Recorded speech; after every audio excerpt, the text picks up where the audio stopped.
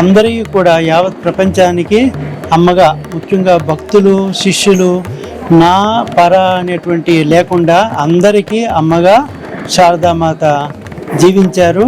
వివేకానంద స్వామికి గురువుగారు రామకృష్ణ పరమహంస, అండ్ ఇప్పుడు వివేకానంద స్వామి కూడా శారదామాత చెప్పిన వచనాన్ని తూచా తప్పకుండా చేసేవారు.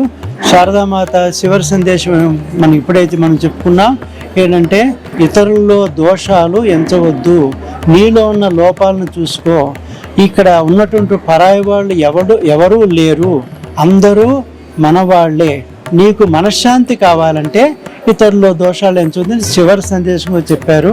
అమ్మ వేల మందికి మంత్రదీక్ష ప్రసంగించే జగన్మాత.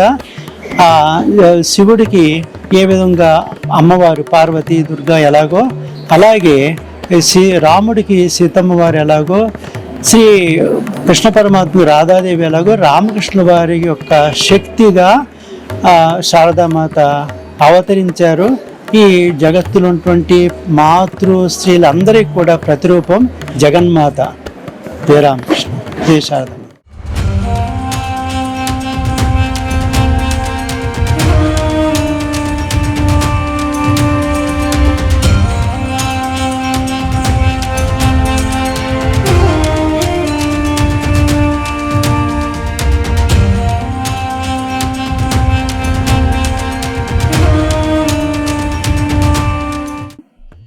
ఈరోజు ఆశ్రమంలో 171వ శ్రీ శారదాదేవి జన్మ జయంతి వేడుకలను జరుపుకుంటున్నాము.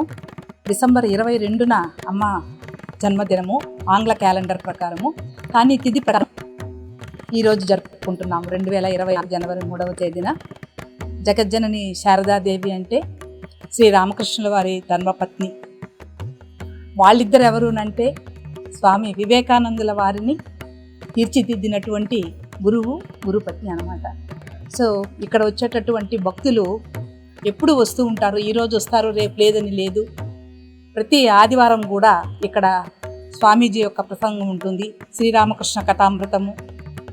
అందరిలోనూ కూడా ఆధ్యాత్మికత చైతన్యం అనేటటువంటిది ఉంటుంది. కానీ ఇక్కడ ప్రసంగాలు వినడం వలన, స్వామీజీని దర్శనం చేసుకోవడం వలన, అమ్మను ప్రార్థించడం వల్ల ఆ ఆధ్యాత్మికత అనేటటువంటిది చైతన్యం అవుతుంది.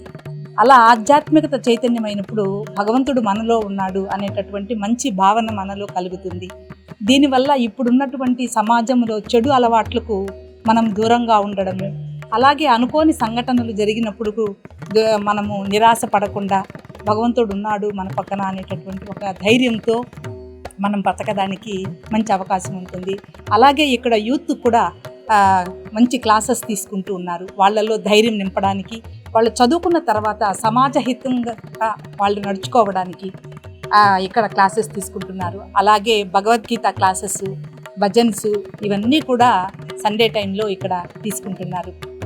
ఈ యొక్క మఠాలు యావత్ ప్రపంచంలో కూడా శారదామాత యొక్క ప్రార్థన మేరకు వెలసినటువంటి శ్రీరామకృష్ణ మఠాలు ఇది యావత్ ప్రపంచంలోనూ ఉన్నాయి. ఆ యావత్ ప్రపంచంలో ఉన్న మఠాల్లో ఈరోజు అమ్మ యొక్క జన్మ జయంతి వేడుకలు ఘనంగా జరుపుకుంటున్నాము. ఇక్కడ ప్రధాన ఉద్దేశం ఏమిటంటే కుల మతాలకు అతీతమైనటువంటిది సమాజంలో మార్పు రావడము, మానవ సేవయే మాధవ సేవగా గుర్తించి అందరినీ తోటి వారికి మనం సహాయం చేసుకోవాలనేటటువంటిదే అమ్మ ఇచ్చినటువంటి సందేశం.